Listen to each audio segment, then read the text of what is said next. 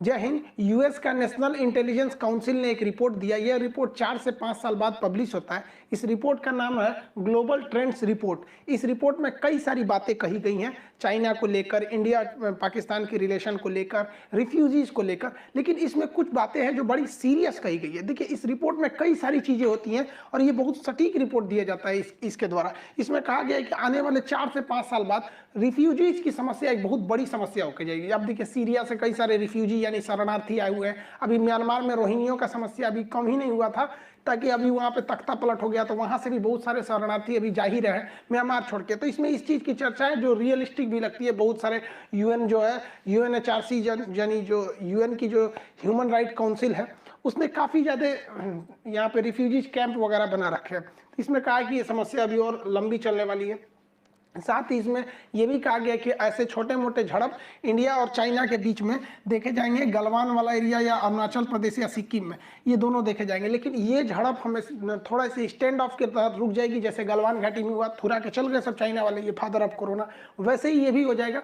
लेकिन इस रिपोर्ट में पाकिस्तान से थोड़ी सी मतलब जो रिपोर्ट में सामने बताया गया है कि पाकिस्तान आतंकवाद को ढील दे देगा और 2024 से 25 के बीच में पाकिस्तान से बहुत बड़ा टेरर अटैक होगा इंडिया की ओर से, जिसका जवाब इंडिया बहुत ही करारा जवाब देगा, जिससे कि ये बहुत बड़ा युद्ध का रूप ले लेगा।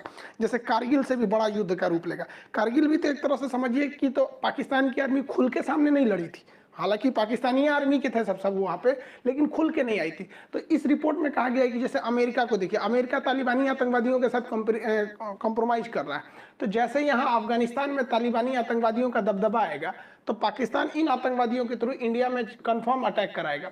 और इंडिया में अटैक कराने का मतलब इंडिया जवाब देगा, जिस तरह पुलवामा में हुआ था, उरी अटैक हुआ था, सर्जिकल स्ट्राइक, एयर स्ट्राइक, इस तरह से बहुत बड़ा। इस रिपोर्ट के अनुसार अब स्ट्राइक ना होकर बल्कि एक पूरी तरह से फुल फ्लेजेड एक बड़े पैमाने पर वार होगा इंडिया पाकिस्तान के बीच में, जिसका सबसे बड़ा कारण बढ़ेगा आतंकवाद। और कहीं ना कहीं ये देखने को मिलता ही है, इनके यहाँ आतंकवाद बहुत भयानक लेवल पे है। इन लोग को लगता है कि पूरी दुनिया में फतह करेंगे लुंगी पहन के यहाँ पर, और इसका नतीजा उनको बहुत बुरा भुगतना पड़ेगा। देखिए, अमेरिका में जब भी देखा गया कि डेमोक्रेटिक पार्टी की सरकार आती है तो वो युद्ध ज्यादा करते हैं, चाहे ये जो बाइडेन हो गए, ओबामा हो गए, बुश हो गए। हमारे जो डोनाल्ड ट्रंप थे, ये ट्रंप साहब चले गए अपना कार्यकाल पूरा करके, कोई युद्ध नहीं किया। हालांकि इन्होंने मेन फोकस चाइना और ईरान को किया था, लेकिन डेमोक्रेटिक वाले हमेशा लड़ाई करते रहते हैं। ओबामा साहब के समय देखिए कई लड़ाई लड़ी गई थी। उस समय सीरिया का भयानक इशू हो गया था, लीबिया वाली लड़ाई हो गई थी, फिर भी ओबामा को क्या मिल गया? शांति का नोबेल पुरस्कार मिल गया। और हमारे अपने देश के प्रधानमंत्री नरेंद्र मोदी पूरे भारत में वैक्सीनेशन नहीं हुआ, ये देखने के बावजूद पूरे दुनिया को मदद कर रहे हैं, कोरोना वैक्सीन भेज रहे हैं। अगर नहीं भेजे तो क्या इनके ऊपर कोई प्रेशर लगेगा? नहीं। लेकिन इनके बावजूद हमारे प्रधानमंत्री को नोबेल पुरस्कार शांति का नहीं मिलेगा, लेकिन ये 4 को युद्ध लड़ लेंगे फिर भी शांति का नोबेल दे दिया जाएगा इनको। ये लोग एकदम होशियार है। देखिए भाई साहब, एक बात बताते हैं, अगर कोई आपको अंधेरे का डर दिखा रहा है तो मतलब आपसे टॉर्च बेचना चाहता है, तो ये भी युद्ध का डर दिखा के हथियार बेचना चाहते हैं। ये जो बाइडेन, ये बहुत बड़ा होशियार बनते हैं। हथियार ले लो, बम ले लो, तोप ले लो, बंदूक ले लो, मिसाइल ले लो, इसे सब हथियार का व्यापारी है सब। इसलिए भारत और पाकिस्तान के बीच में ये रिपोर्ट दिखा के और हथियार बेचना चाह रहा है। पाकिस्तान तो डर के मारे ले ही लेगा कि भैया हमारा क्या हाल होगा यहाँ पर। लेकिन एक मिनट के लिए मान लेते हैं कि 2024 से 25 के बीच में ये रिपोर्ट सही भी हो जाएगी, तो हमारे लिए तो अच्छा है। मोदी जी से बार बार पूछा जाता है कि हम लोग पीओके क्यों नहीं ले आ पाते। 1947 से 48 के बीच में जैसे देश आजाद हुआ था, तो पाकिस्तान ने भारत का ये 30% एरिया जो ग्रीन वाला देख रहे हैं, इसे पीओके कहते हैं, पाक ऑक्युपाइड कश्मीर, पाक अधिगृहित कश्मीर, ये कब्जा कर लिया। और इसमें से लगभग 5000 स्क्वायर किलोमीटर एरिया का ये जो था, ये चाइना को गिफ्ट दे दिया था। ये इसे सक्सक्राम वैली कहते हैं, चाइना को इसने गिफ्ट दे दिया। तो हम लोग को पीओके को वापस लाने का यही एक अच्छा बहाना हो जाएगा। तुम आतंकवादी हमला करो, हम लोग इधर से पलट के कर देंगे। अब अमित शाह के लिए तो भैया खुशी का कोई ठिकाना नहीं। 2024 के चुनावी मैनिफेस्टो में कर देंगे कि एकदम इस बार हम लोग लेके आएंगे पीओके।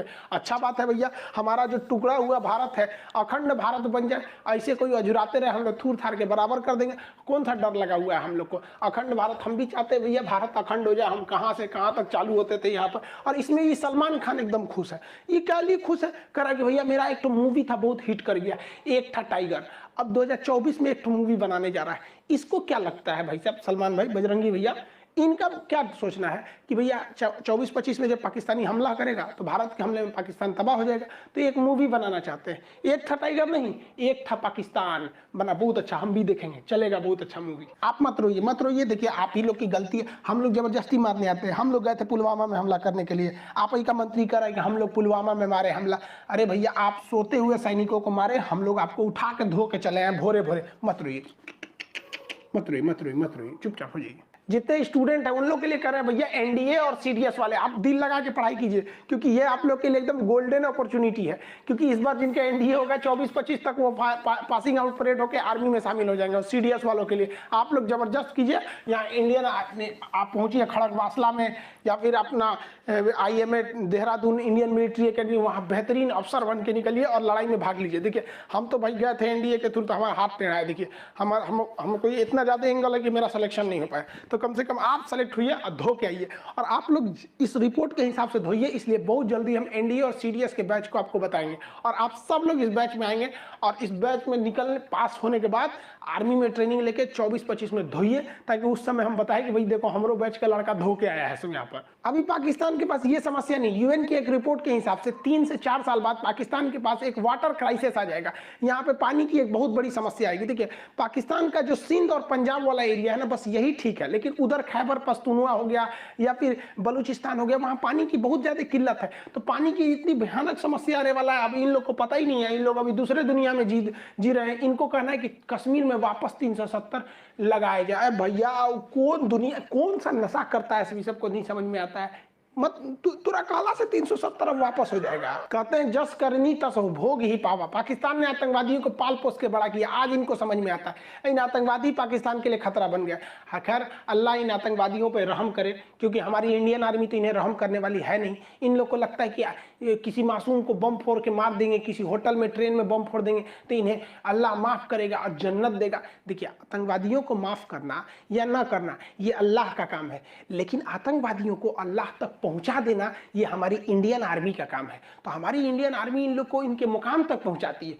खैर अब क्या कीजिएगा, इन लोग को समझ में नहीं आता है, पता नहीं कौन इन लोग को पढ़ा देता है कि किसी होटल में जाके आप मार दीजिएगा, मासूम बच्चों को बम से उड़ा दीजिएगा, गोली मार दीजिएगा रेलवे स्टेशन पे जाके, बस स्टैंड पे फोड़ के, तो इन्हें जन्नत मिलेगा। और जन्नत में इनको 70 तो हूर मिलेगी, हूर परी मिलेगी। और जब हाल है ससुर इन सब का मेंटेलिटी देखो, हम लोग हिंदुस्तान वाले सोचते हैं कि मरने के बाद शांति मिलेगा, ये सब ससुरा दुनियादारी बहुत खराब चीज है। इस ससुरा मरने के बाद वो सोचता है सब हुआ एकदम ठर, वो 70 का व्यवस्था सोच के रखता है। बताओ भाई कौन बात है यहाँ पे, ये बताइए इसको कोई चढ़ा दिया कि इसको 70 हूर मिलेगी, सब जाके बम फोड़ दिया ताज होटल में, इसको क्या हाल हुआ होगा, चिथड़ा उड़ गया इसका, इसको जन्नत मिल गया होगा। देखिए पाकिस्तान के 90% लोगों को लगता है कि भारत से युद्ध होगा तो ये लोग जीत जाएंगे। 90%, केवल 10% लोगों को लगता है कि वो हार जाएंगे। और वो 10% जानते हैं कौन है?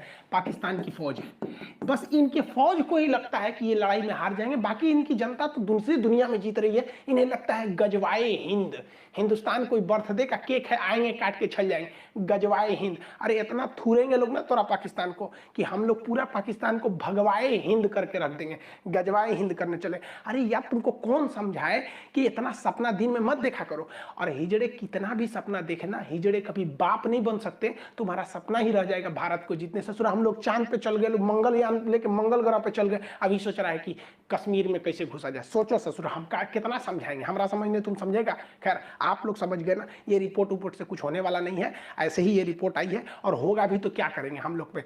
चाकू गिरे तरबूजा पे, चाहे तरबूजा गिरे चाकू पे, कटना तो तरबूजा को है, यही लोग कटेंगे लोग यहाँ पर। और क्या करिएगा हम लोग को। आई होप आप इस रिपोर्ट को समझे होंगे। मिलेंगे नेक्स्ट क्लास में। जय हिंद।